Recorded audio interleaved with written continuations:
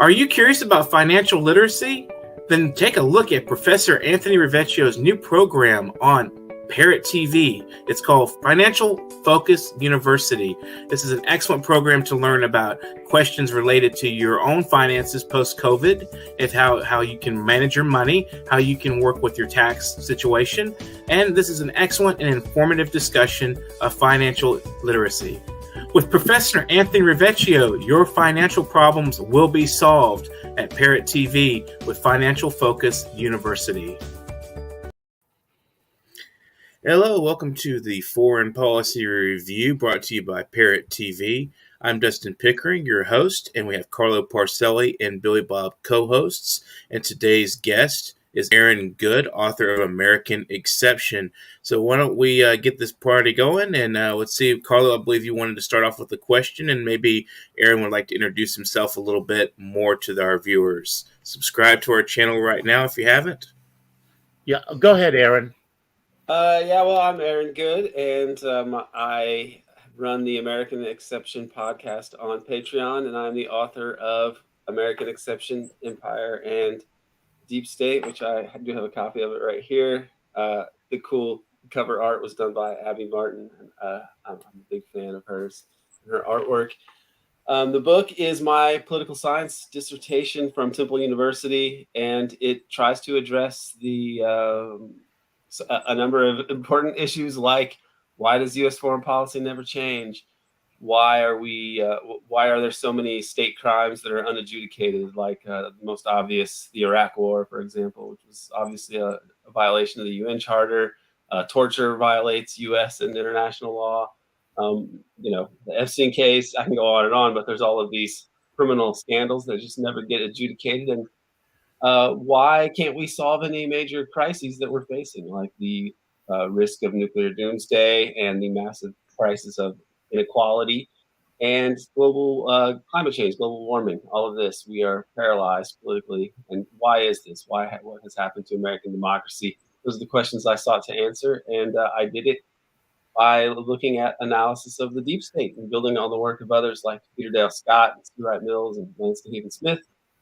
And so that's the book that I've had out now it finally got published in June. And I've been going around talking about that and interviewing all sorts of people for the podcast. And it's been a fun 12 months for me. Yes, I have to say, for an old geezer like me, this was a walk down memory lane. I love this book. It's the perfect holiday gift for someone like me, who when he's invited somewhere and he's sitting at the table Thanksgiving with these people, and some idiot goes, Putin is a madman, rather than to refute him in detail about the last 40 years, 45 or 50 years of U.S. foreign policy, I just give him a copy of this book. Here, just read this book. This is an excellent book. What I really liked about it was that as I was reading, I would go, well, this would be a good place to introduce Ted Shackley, the blonde ghost. There you were. You did it for me. It would be like at the bottom of the page or the next page. I would go to another page. This would be a good time. He's talking about BCCI. Is he going to talk about the Nugan Bank?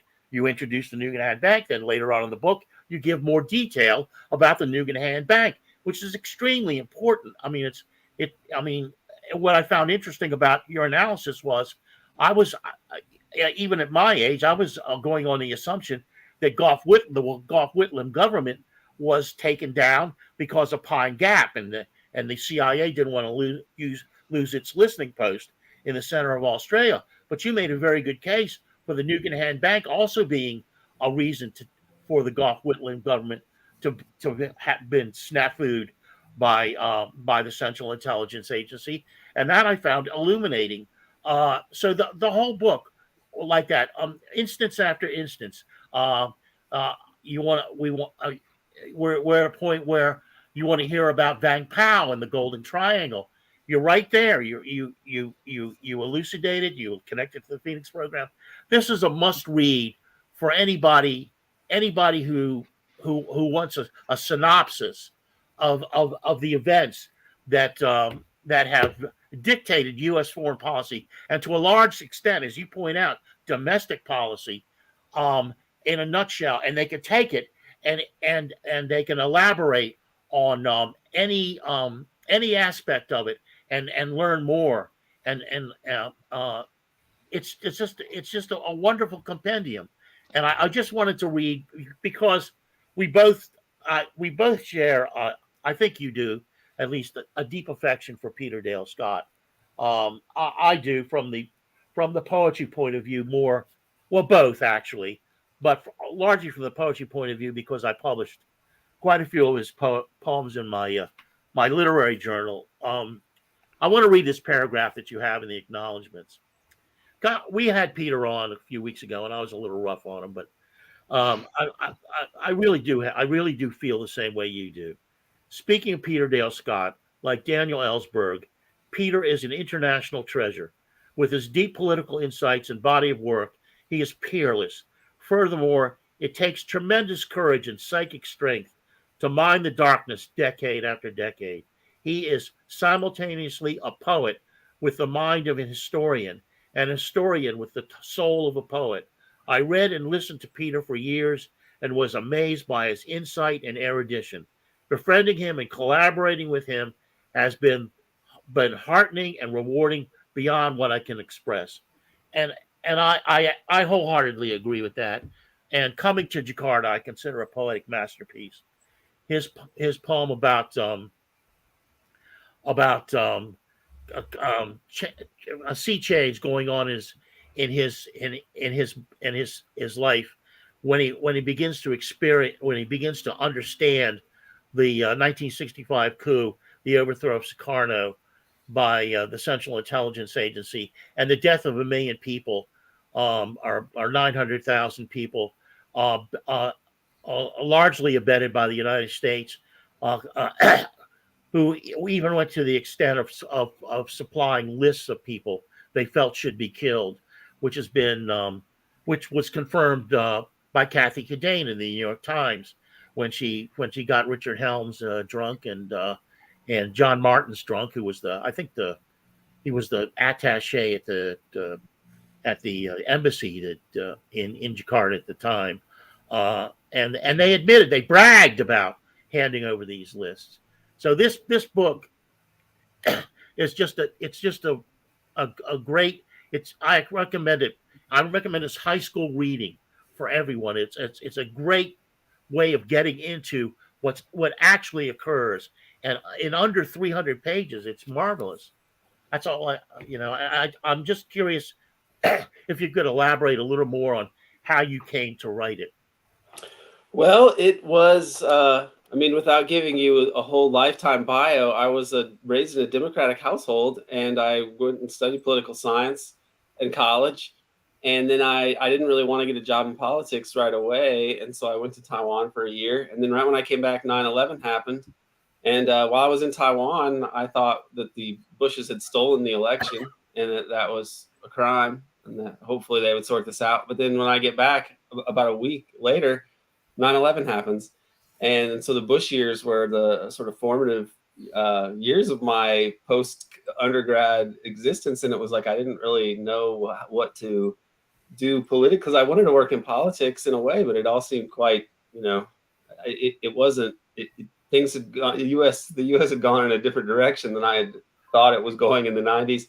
And in 2004, I did work on for the Democrats in a really low-level capacity as a canvasser for DNC.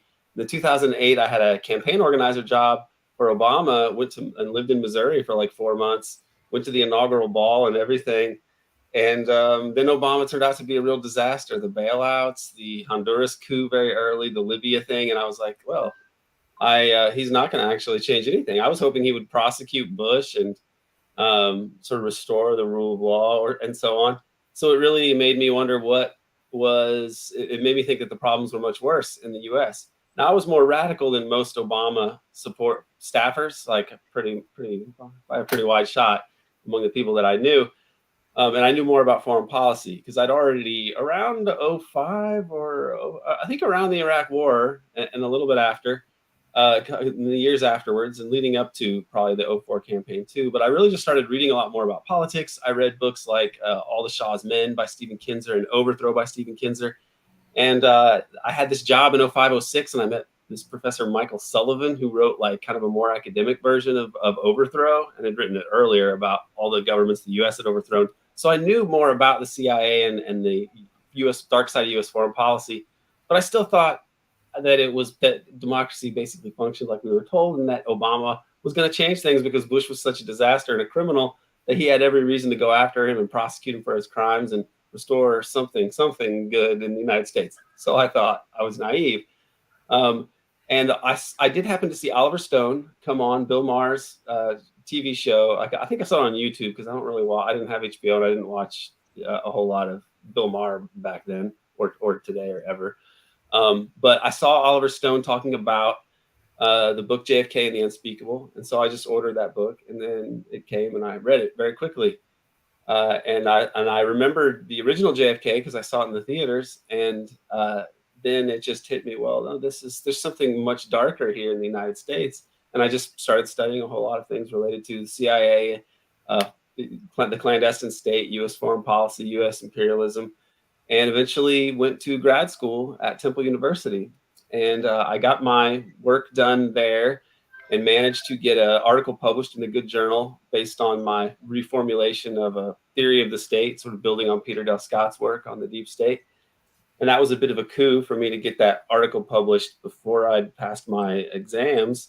And then I took a high school teaching job while I finished my dissertation, which made it take way longer. But it was actually very cool because I taught U.S. history, so many sections of U.S. history over the course of like 6-7 years. Also taught East Asian history, which was really cool. I had basically a minor without really formally completing it in college. I took a lot of courses on East Asian culture and politics history. So it was really great to go back and study Chinese and Japanese history sort of systematically and lay it out over a year-long course. Ditto for U.S. history because I hadn't gone back and looked at that stuff in a long time. And I also taught a course on the Untold History of the United States, the Peter Kuznick and Oliver Stone book documentary series. We used that for a class on just U.S. foreign policy. Then Oliver and Peter helped me with some of the course material. They spoke to my students at different times. It was really cool. And the high school experience made me look more at the high school teaching experience, looking back at U.S. history again, made me review all those time periods. And that really helped the book as well. And finally, when the book comes out, I finally finished my dissertation in March 2020. And that's right when COVID happens. And that is, so I go right from finishing my doctorate to doing this Zoom teaching nightmare. It was supposed to be this triumphant thing, and it wasn't. But then the book, I still keep working on the book version. I rewrite the dissertation because it's kind of academic sounding, and a lot of the prose is. And so I wanted to make it something that was readable for most people. And so I went back and rewrote it and added some new things and so on. And the book and the dissertation, it's really like two books in a way. The first half is basically social science and why social science and social science theory cannot grapple with the reality of U.S. imperialism.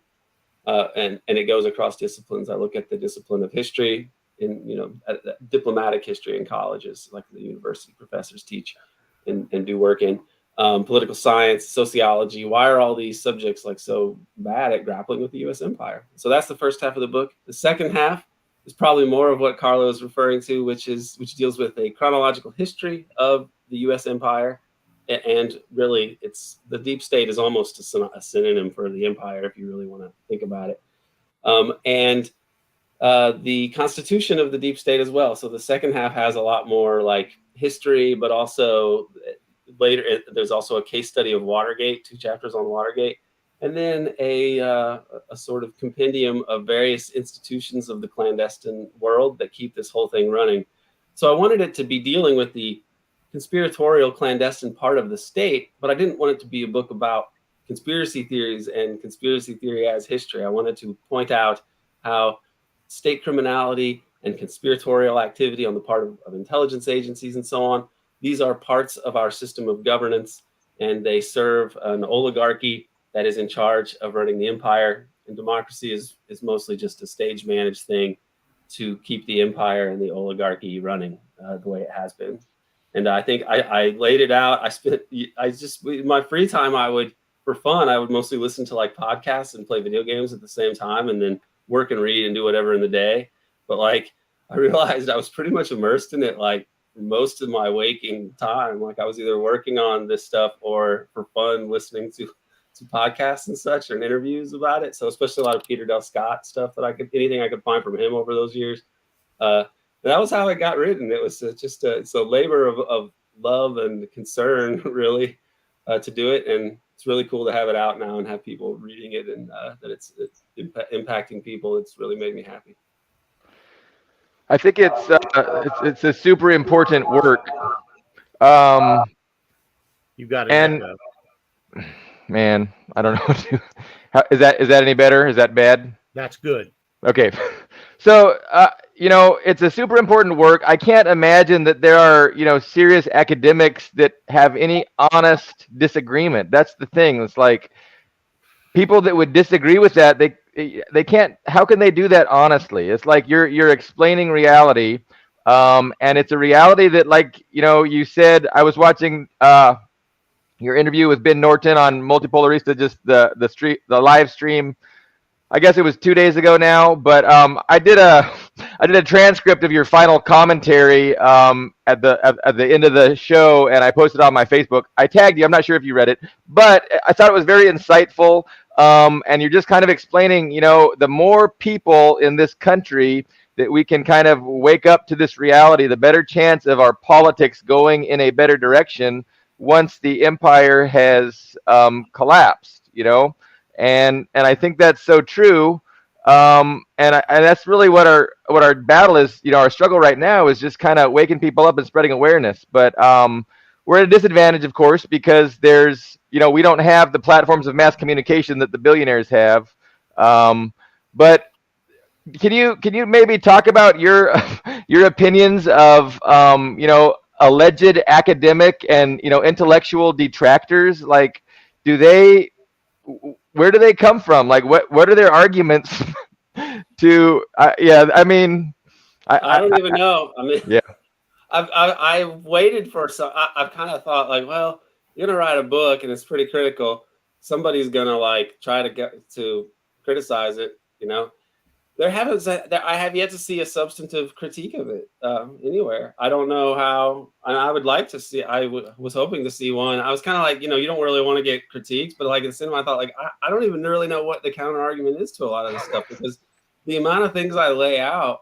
I mean, there are a couple. I try to in the book when I'm talking about we're dealing with issues that are not fully illuminated in terms of all the details and evidence really out there. And that's not my fault. I'm not the one who has a clandestine intelligence service that commits crimes and covers them up and owns the media, right? But like we have these issues where we can't really totally figure out what happens. And when we're in that, I try to say like, well, that would indicate this, or that would suggest this, or maybe this, maybe that. Like, so for a number of these things, I try to be as sober as I can and point out when there's ambiguity in this and that. But the amount of things that are pretty much rock solid in the book are to me so overwhelming that you can't really be aware of those facts and then make any kind of argument about America as this place where democracy and the rule of law reign. I mean, how would you even say that, given the amount of unadjudicated criminality? And it's become more obvious in recent years. I think there's a number of things that we are doing now that are more blatant and gangsterish than ever before, and the spinning of them is strange and unconvincing if anyone's paying attention. The news cycle and the way social media works and things, people forget. Everything is forgotten so soon. But we've had like the exposure of torture was a massive crime. The Epstein thing was really an obvious clandestine. I mean, the guy was told. I mean, he belonged to intelligence. We know this. Everybody on the internet was joking about how Epstein, including myself, posting like cartoons and memes about how Epstein was going to be suicided before he was, and then it happened. And that actually happened when I was over in Japan, or I think I was in Hiroshima with Peter Kuznick and my students and Peter Kuznick's students. And we looked, somebody on the phone was like, oh, Epstein was dead. And I was like, hey, Peter, Epstein died. We were both like, yep. Right. And they were like, he killed himself.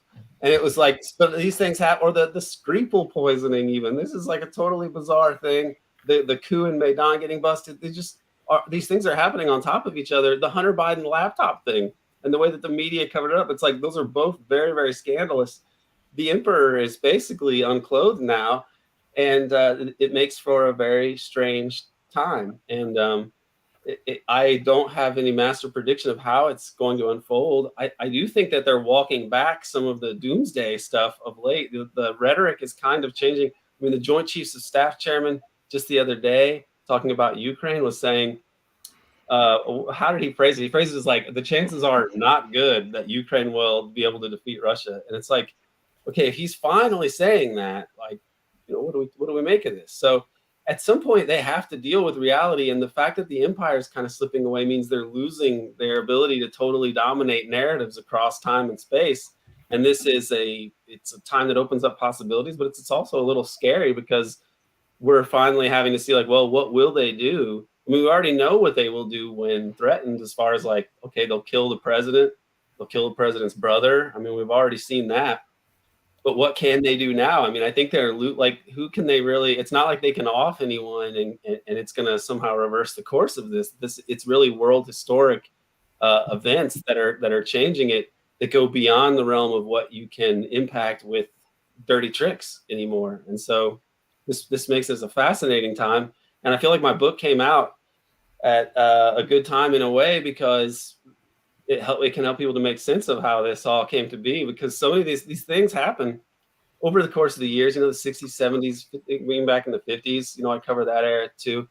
And people go on living their lives, and their kids go to school and play Little League and grow up and go to college, and everybody's very busy and so on. And so nobody really thinks about this stuff unless it's your job, and they don't hire people to actually do what I'm doing, as I've found out. So I have a podcast, but it's really amazing to look at it, and it's not totally incomprehensible, this bizarre history that we've lived through, and how it's all sped up, and there's so much crazy stuff happening right now, but it's of a piece with these things that happened over decades. And I hope to be able to present that in a way that's like comprehensible and makes sense to people who are not totally steeped in U.S. history and parapolitics all the time. In fact, to go back to the book, on page 204, 205, I was totally struck by this. We begin page 204 talking about Frank Olson, who was obviously thrown out of a window to keep him quiet about MK Ultra. Then we go to Phil Graham, who was there right after Mary Meyer was found dead on the towpath in Washington, D.C., where I live. He and his wife going through, Phil Graham going through I can't remember her name offhand. Going through Mary Meyer. Mary Meyer, looking for her diary and running into James Angleton. And he commits suicide, right? Phil Graham later in life. Then you flip to the next page, and the next page we're talking about Bill Casey. And Bill Casey, he has a stroke or something. He's in the hospital, and he dies a day or two before he's set to testify before Congress. And then you go over to Gary Webb, who exposed Freeway Ricky Ross and the CIA involvement in drug smuggling and the crack epidemic in Los Angeles. And he commits suicide by shooting himself in the head twice. And I'm going, holy crap, it's just too overwhelming. People, the other side, how can they just keep up with this? It's just the perfidy and the murder are so gratuitous and coming so fast and furious that nobody in their right mind can resist it. So what seems to be taking place in the popular mind is as a kind of cynicism. It's like, oh yeah, Epstein's dead. Of course he's dead. The guy knew too much. He's going to die. And I hear that from people who aren't really engaged in anything going beyond, in the interest of going any deeper than that. The causes of COVID and the fact that I live just, a couple of hours, not even that, an hour and a half from Fort Detrick, Maryland, where COVID was studied for years by a man named Bill Patrick. All people have to do, I mean, for everybody from Max Blumenthal to Jimmy Dore or any of these people who are confusing matters around COVID and not helping, is do the work. Go and find out why they closed down Fort Detrick right after COVID came out and became an international issue. So there's a kind of cynicism, not only on in the general population who really don't want to hear about this stuff, but even among left wing commentators and as far as I'm concerned, as far as I can see, the right wing commentators have just been defeated by history. There's just been too many FOIA requests that turn up all of this information. But one of the things I found really interesting, one section. Oh yes. Also, could you elaborate a little more on the C. Wright Mills aspect of the book? Also, and if we get around to it, I think we got time. Also, talk a little bit about the Nixon and Watergate, and the fact that not the fact, but your suggestion that Nixon was set up by the deep state. All right. Well, let me come back to Nixon, and I'll just mention the Mills influence as best I can. C. Wright Mills wrote his magnum opus, The Power Elite. I mean, he's maybe equally famous for writing The Sociological Imagination, which is a great book. But I think that the Power Elite is the one that haunts American social science to this day in a way, because it's kind of the path not taken. And because to read it today, you're really reading something that is more prescient or more relevant to today than it would have seemed to people back then. And he was inspired to write the book, The Power Elite, after reading this book called Behemoth by Franz Neumann, who was a German, and then I think he came to the United States. But anyway, the book Behemoth was about how the Nazi state developed in an advanced capitalist society, an industrialized society with high levels of education and literacy and so on. And how did such a society produce the Nazi state? And he traced it back to the cartels and the economic interests and the need to maintain the privileges of this class, the German elites, and the alliance that they made with the Nazis in order to maintain the cartel system and save capitalism when Germany was in crisis. And so he thought, well, if that could happen there, maybe we should look at what's happening in the United States. And as he did look at the United States, he found that the power structure in the United States was becoming more and more top down, and that democracy was more or less kind of an illusion in the United States. That decision-making power had been taken out of the public and any sort of democratic institutions, and that had come to reside in what he called the higher circles. And those are the people who are at the top of the organizations within the big three of the United States, the big three institutions, which were the corporate America, the political director, the government, and the military, the warlords.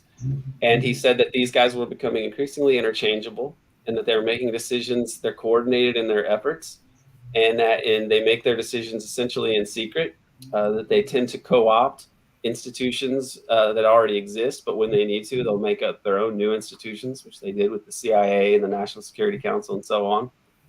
And he was really writing about all of these things in the 50s when there wasn't that much that was known. He was going on very little information, but all of his major arguments really are borne out by subsequent history. And he looked to explain why none of the rest of society was able to stand up to these elements, that why the media was so useless, why Congress itself was useless, why the labor unions were just subordinated to capital ultimately. And this was at a time when people thought it was pretty much a golden age of prosperity in America. And Mills lamented this. He said the conservative mood, this boom economy, is making people not think about these bigger questions, but there's something really dark brewing here. And he called it like the higher immorality, which is this concept he puts out there wherein expediency is the over expediency and gain and profit are like such overriding imperatives to get ahead in the U.S. system. It's like it's fundamental to capitalism, and it's fundamental. It becomes fundamental to the power elite and the regime running the United States. And it was a mindlessness. It was as though anyone who questioned this and didn't accept this sort of version of reality was excluded from power. And he called that crackpot realism, and said that this prevailed, and that the people at the top are maniacs who are really only are thinking about like the next step in the general thrust of like, you know, U.S. foreign policy, which is he's talking about imperialism. He doesn't use the word imperialism a lot, but it's really what he's talking about. And so his next book was called The Causes of World War III, and that comes out in like 1961, I believe, or maybe even in 62. But it's basically saying the causes of World War III are the preparation for World War III. Like these two countries are headed for a world war, and it could be nuclear, and it could be a catastrophe beyond our reckoning. And he got borne out with it. Everything he was writing came to pass with the Cuban Missile Crisis. But Mills died before the Cuban Missile Crisis. He definitely died before Kennedy was assassinated. I suspect he may have been poisoned. I read years ago an account that said he fell ill after a debate, or during a debate with some people over Cuba. And so I have to wonder if some of those, because he wrote a book on the Cuban Revolution called Listen Yankee, and it was really backing, he's sympathetic to the revolution. And he fell ill after that debate, and then died had heart troubles thereafter and died. So I haven't really gone back and looked at it, but I'd be interested to know if anybody could ever find anything on that. Because I do think that sometimes they do kill people in civil society as well. We have political assassinations. But when I look at Mills and his death and the Cuban thing, and I look at how he was just so brilliant and prescient, I do have to wonder if they would have been like, this guy is dangerous. I wondered the same thing about Bill Hicks and John Lennon as well, but that's a whole other rabbit hole to go down. These are just questions, But so Mills is a guy whose work was very, very important. He was talking about how oligarchy was really. It's a book. It's a meditation on oligarchy and a real explanation of it in social science terms. Peter Dale Scott built on his work, and I tried to work in that vein too. And it's kind of lonely because there aren't journals or departments that are like out there doing this. But I thought, that's the problem. This is why the Academy, of course, the Academy and the Empire is going to mythologize the Empire and mystify and obscure things. So I wanted to correct that, even though there's no job incentives to do that, or career incentives. It's actually quite the opposite. But it has to be done, and somebody needs to do it. So it's going to be me. Mills went that way, and he was able to do it when there was a little bit of the elements of the New Deal culture and a critique of power still in the Academy. And it's declined since then. He did that, and so people have to pick up that torch today. Good job. Brief break, but we'll be back with the rest of that question. Thanks for joining us today, Aaron. Do you know that there is a publishing company that wants to make life easier for you as a writer? This publishing company is called World Inkers Printing and Publishing. We publish in all different languages, and we're looking for writers of all genres, all formats. We're looking for scholars, ghostwriters, playwrights, poets, short fiction, novelists, you name it. We're looking for anybody who is interested in writing and the craft of writing to be in touch with us. You can reach us at info.worldinkers@gmail.com. With World Inkers Printing and Publishing, you do not require a lot of money to publish with us. Contact us today at info.worldinkers@gmail.com. Become a winner with other authors at World Inkers Printing and Publishing. Give us a shot. We will surely finish you. Welcome back to the Foreign Policy Review. I'm Dustin Pickering. We have Aaron Good on the show today, so let's keep our discussion lively and going. What was the rest of the question Carlo had? Well, I just actually suggested a couple of things. I determined not to mention the 100 or 200 or so books that would be relevant that have been absorbed by Aaron, but the Unspeakable was an extraordinarily good book, and if anybody wants to know about the 50s of the Cold War, why Henry Wallace was off the ticket when it became convenient for discussing the bomb and how Jimmy Burns basically led Truman around by the nose, no matter what McCullough wants to write about in 800 pages. And also the Dulles Brothers, The Devil's Chessboard by Talbot, could probably disabuse many people of this notion that the United States lives in this this aura of superiority and innocence. But I'd like to maybe have Aaron discuss the Dulles Brothers a little more, and then get into this notion of Nixon and Watergate. That I found interesting. That was one of the areas in which I was a little taken off guard, a little taken by surprise, along with the Gough Whitlam situation in Australia. So I'm interested in hearing your take on that. Well, if I could go chronologically and talk about the Dulles brothers, they are, because they lead into the Nixon story, and it's interesting to look at them and compare the two parties there, the Dulleses and Richard Nixon. They were corporate America pretty much personified. I mean, and the connections to the state. I mean, the connections to the government, the highest levels of the government, and also and the, I want to call it a revolving door, but the linkages between Wall Street and the federal government. So they worked for Sullivan Cromwell, the biggest corporate law firm on Wall Street at the time, pretty much. So they had clients like Standard Oil. They represented international groups. They worked with IG Farben in different ways. They worked with all German cartels and so on. John Foster Dulles helped to broker these bond sales that allowed Hitler to rearm Germany.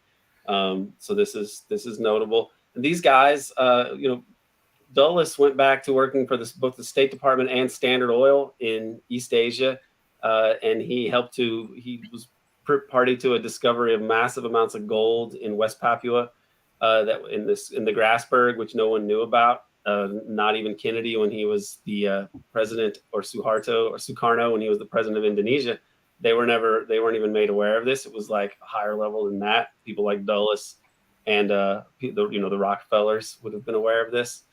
But these are the connections that these people had. In the 1950s, so Allen Dulles is one of the people in charge of writing the plans for the U.S. empire during World War II, the War and Peace Studies Project, carried out by the Council on Foreign Relations. Allen Dulles is vice president of the Council on Foreign Relations. He's later made president after World War II. During World War II, Allen Dulles helps to illegally arrange for the surrender of Nazis, and helps to set up these rat lines to bring Nazis into the post-war machine that they have planned. And so these guys were planning the U.S. post-war empire, and then under Eisenhower, they're basically running foreign policy. The CIA, which Allen Dulles said was the State Department for unfriendly countries, and then the State Department. So you had Dulles's in both places. You had Sullivan and Cromwell running foreign policy for the United States during this time, the covert and the overt side of it. And that was the power that they wielded. And they carried out a very, kind of vicious kind of imperialism, but all in the name of like anti-communism and the Cold War. So the U.S. didn't have to say what they were doing. In fact, they would lie about it and use covert operations so they wouldn't have to say what they were doing. And it was always framed as, the enemy, the Cold War, the anti-communism. We got to stop this. Just like today, the U.S., everybody wants to focus on Putin or China or whatever, and these cartoon versions of the bad guys that the U.S. puts up. But it's really, look at what the U.S. is and what the U.S. does. Just ignore whoever the villain of the day is, because they've said that about every statesman and every country that the U.S. has gone after. It's always that, they have this terrible, terrible leader, terrible regime. Look how terrible they are. They never try to say, look at how great we are. Or they may say that, in conjunction with whatever. But like, it's always the focus on the bad guys, and that's how they framed all of U.S. foreign policy. So they create this massive Cold War machine. Nixon was a part of it. He was Eisenhower's vice president. He finally gets to the presidency in 1968, and after losing to Kennedy in 1960, he's able, assassination sort of foams the runway for him to get to the White House. but he is not. He's himself a politician who wants to be successful and have a successful presidency and be remembered as a good statesman to some degree. I mean, he isn't exactly like the Dulleses. The Dulleses were part of like the American aristocracy, or they were kind of the legmen for it. They weren't super rich themselves, but they were connected to the establishment, and they served some of the richest, most powerful people in the world. Nixon was a Quaker, but a more conservative Quaker, not one of those more radical left-wing Quakers. And he had some compassion for the poor, as strange as it sounds, even as he was viciously anti-communist. He's a complicated person. I mean, a criminal, it goes without saying, I think. But he also had some liberal inclinations, like, he pursued liberal policies in terms of the regulatory agencies, price controls, even from protectionism, during this very pivotal time when the Bretton Woods system was breaking down. So he's there at the end of the 1960s when the establishment is experiencing kind of a civil war over Vietnam and other issues. We've had all these other conflicts were resolved in the 60s by assassinations. Nixon was the beneficiary of it, but those elements were still there. Nixon knew them and he feared them. He was trying repeatedly to get information on the CIA about the Kennedy assassination. I mean, repeatedly. He uses that to try to diffuse the Watergate crisis. At one point, he says, "Tell Helms it's related to the Bay of Pigs," and that was code for the JFK assassination. He also had this conversation with Helms a year before Watergate, where he's saying, "I need these files.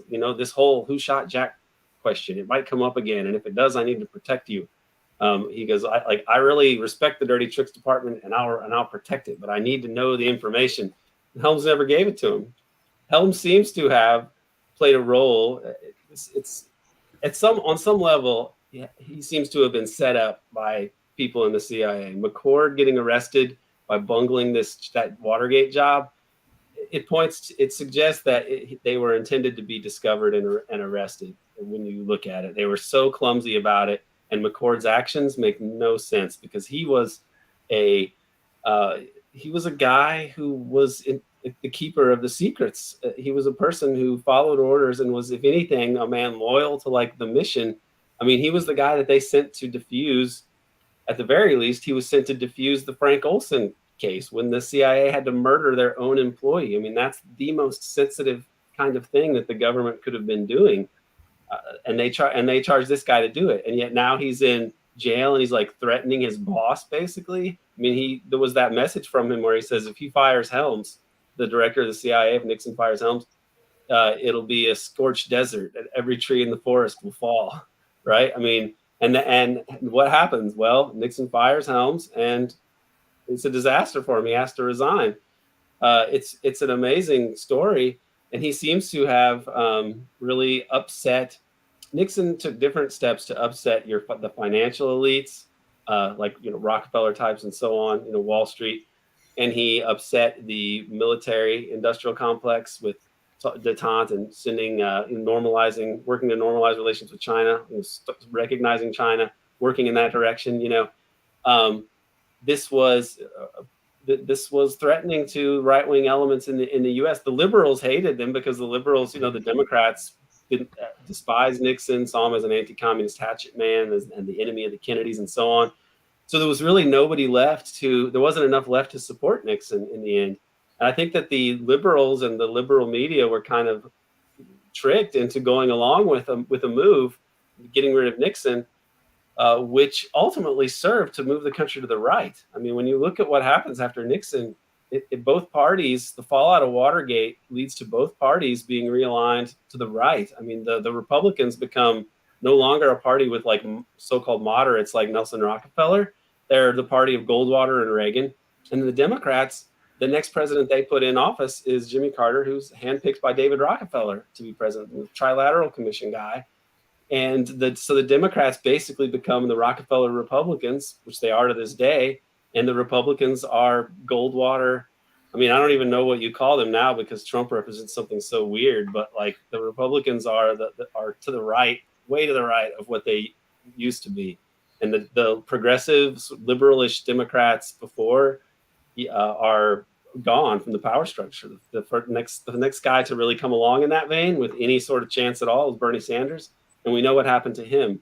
So these were, political coups that took place in the history of the United States, and they really changed American politics. Kennedy's assassination leads to the Vietnam War, the collapse of Bretton Woods, lots of disasters around the world, especially Congo, Indonesia, etc. And then the end of Watergate takes them, and the end of the Bretton Woods system, which is wrapped up in this leads to the rise of Reagan and the Reagan Revolution, which I'd say we're still living in. Every president we get now is Reagan. It's always Reagan. Nixon is way to the left of anybody that we get now, and that needs to be recognized and considered when we think about what Watergate really was. Yeah, that was. Oh, go ahead, Billy Bob. Thanks for speaking extemporaneously as an expert on all those topics. I was interested in getting back to the idea of spreading awareness and helping people to become informed about this reality. And it strikes me that you approach this really non-ideologically. Like, people have to guess, well, where are you coming from? I mean, you're just kind of explaining facts, and I think that's a really good approach. I think that's a good non-ideological approach to get Republican working class, Democrat working class, independent working class people, to get the awareness that they need to comprehend, what's going on.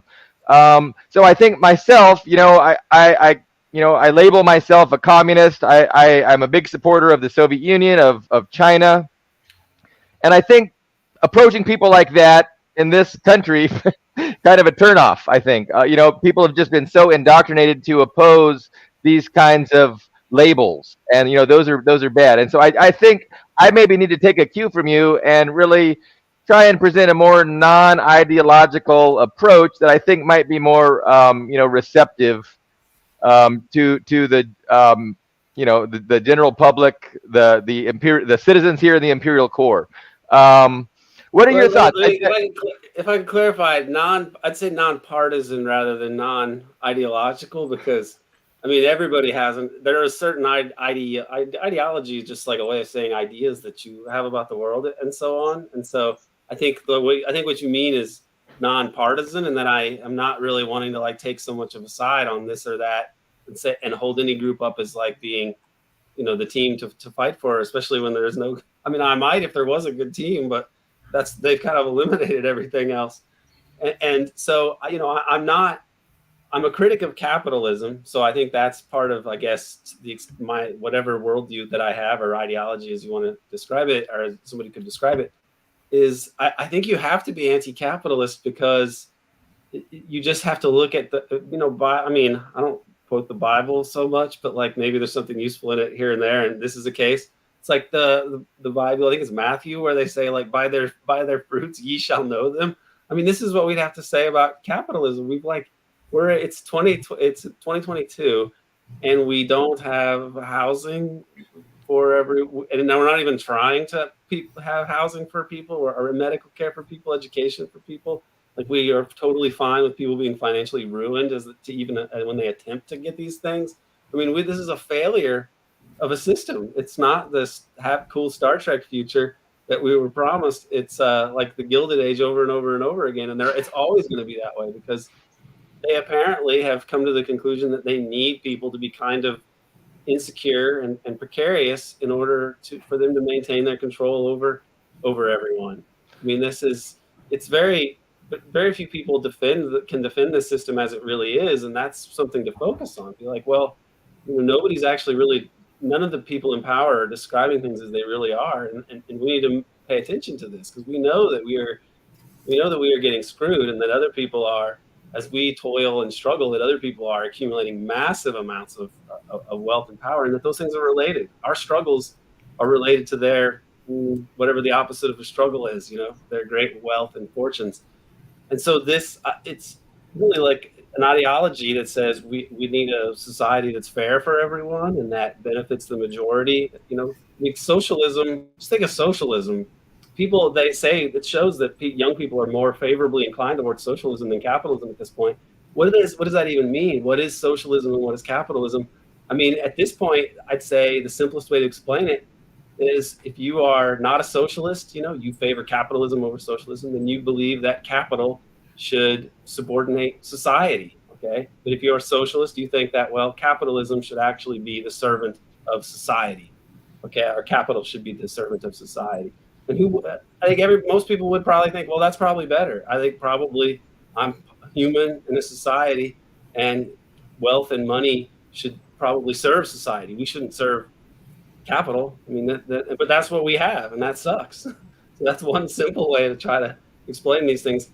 But I think that the empire, because it gives so much wealth and power and the ability to just control everyone's sense making in this country, that the empire is really what to focus on. Because as long as they have that enormous power and that Rumpelstiltskin dollar machine to just buy up everything and buy out everyone, dominate politics and society, it's very difficult. So the empire needs to be, I think, placed at the center of people's analysis. Like, stop freaking out about various culture war things that don't actually impact the tippy top of the regime, because that's all that really matters. We know that there's no influence from below. So this is something, advocate for people's interests. And the vast majority of the population, really, it's really in the interest of the elites to reform this system, because the way it's going, there are things that threaten human civilization that they are up to. If they were smart, they would start to reverse course, but they haven't done that yet.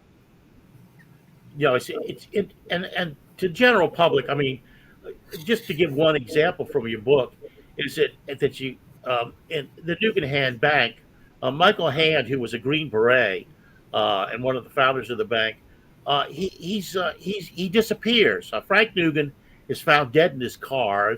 It's ruled a suicide. He disappears and he turns up in Idaho 20 years later or something like that, and nothing's done. Here's a man who's ripped off countless U.S. servicemen using the former U.S. brass, colonels and generals, to do advertisements, to rip off servicemen, U.S. servicemen. Now, if you were a serviceman that was ripped off by the Nugan Hand Bank, what recourse do you have when Michael Hand shows up in Idaho 20 years later and nobody in the government lifts a finger? I mean, where do you go? You just have to throw up your hands. There's that whole dimension to the general populace that's not, how helpless they are. And I feel for them, but not taken into account. I mean, and I think that's an aspect of your book that's amply addressed over and over and over again. And the other thing, one comment I want to make, I wish you'd elaborated more on Iran-Contra, but maybe for another book.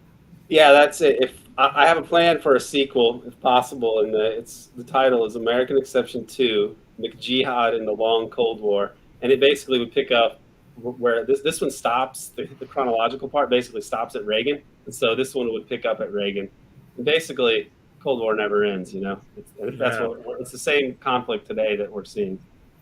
It's interesting you mentioned that, because I've been reading memos about dropping the bomb, Hiroshima and Nagasaki. You mentioned Hiroshima earlier, and this colonel was keeping notes of these meetings. And I once wrote Richard Rhodes and Garo Perovitz. I said, how much influence did corporate America have on dropping the bomb? How much direct influence did they have? And Richard Rhodes never answered me, but Garo Perovitz said, well, he didn't think there was much to it, but then he wrote down at the end in his hand that, well, that should be a subject. Maybe that's a subject that should be investigated. So, I would guess on that stuff that these guys have a way of having their influence felt that isn't in documents. I mean, I agree with that. I think that's the key. These generals have friendships with the top of banking and oil and everything else, and they can form a consensus in a way that doesn't, in a process independent from what is in government documents. This guy, I think his name was Peterson. He was CEO of DuPont. He basically said, look, I'll do the bomb work for $1, because he realized there was going to be so much money down the road. Oh man, you know. Yeah, they had a lot of those in World War II. The $1 a year man. Yeah, I think that's the name. The name they were called sometimes was $1 a year men. People that worked for $1 a year during that time. They go, oh, they're so selfless. But like, who could even afford to do that? Stop and think about that. Yeah, right. And then you have Eisenhower. He's leaving office. He comes right out and makes the statement. Look, you got to watch out for these guys, because for what that's worth at that point. That's Mills too. That's Mills' influence. He was the guy that wrote that speech was named Malcolm Moos, and he was a political scientist, and he had to have been speaking about the discussions that sprung up around Mills' work. Mills didn't say MIC or military industrial complex. He said privately incorporated permanent war economy. But that's one of the recurring issues in the power elite. So it was really laid out there, and that's where that came from. And it's right here in your book, by the way. It's right here in this book. So you got to get this book. Yeah, I'm glad, Aaron, your book is getting traction, and you're getting a lot of traction. I saw you on Hard Talk, which is that's pretty cool. And so I'm just happy that your work is getting noticed and you're being platformed. And I wish you all the best. And I think it's it's great that we're all doing our best to inform the citizenry. Try and help them understand what's going on. I mean, this is the people that are out there and trying to raise awareness and inform people on this. This is the democracy that we have. It's not even really at this point a matter of like being able to vote on stuff. I mean, vote however you think is going to help. But let's be real. Like, this is the democratic space, such as it is represented by people like you guys who are out trying to raise awareness about this and bring about a better future with the optimistic belief that the truth might set us free. It can't hurt. Yeah, thank you so much for appearing here. We really appreciate it. An hour is not enough. Well, I'm sure we'll try and invite you back at some point, Aaron. Thanks very much for coming on and sharing your expertise. We really appreciated it. Thank you very much, guys. It's been great. Thank you for joining us, Aaron. You're watching the Foreign Policy Review. Please subscribe to our channel if you have not already, and check out some of Parrot TV's other programs, such as the Financial Focus University or the Politics, as well as the other program I do, which is a program I can't remember, World Inkers Net. Thanks. Sorry about that. I forgot. Had a little memory lapse there. Thanks for watching today. Subscribe to our channel and keep informed. Next one afternoon, guys. You're free to go. In a world where the quality of information available to poorer communities is doctored, tainted, and sometimes regressive, where the words fake news have come to mean other people's opinions, it is vital to rely on news platforms with journalists who have feet on the ground and can report the truth. New York Parrot, a New York-based national and global news outlet, is changing the narratives of media operations. We focus on the news that matters, like self-empowerment, entrepreneurship, finances, health, security, politics, and more. We strive to curb violence, racial and economic discrimination, and to promote peace and socio-economic development of multiculturally diverse world. As we give voice to the people, we also give your business a voice and make it heard. Get your products and services off the ground by advertising on our fast-growing platform. With so much of daily visits to New York Parrot, you can't afford to be invisible to prospective clients on the websites they trust the most. Our posts reach millions of people across the New York State and around the world. Advertising on our new site will unlock an audience of thousands of potential customers on your doorstep. New York Parrot is born to prosperously speak tomorrow.